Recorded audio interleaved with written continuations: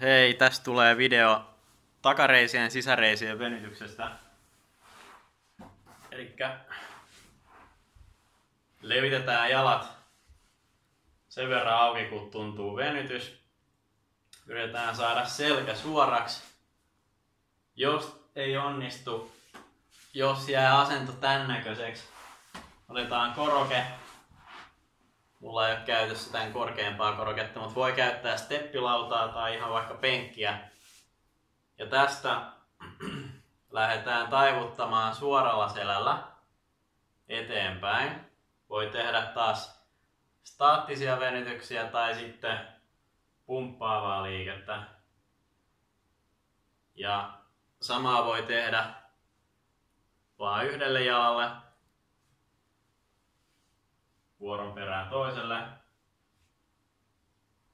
Ja sitten kun liikkuvuus paranee, voi tehdä matalammalta korokkeelta.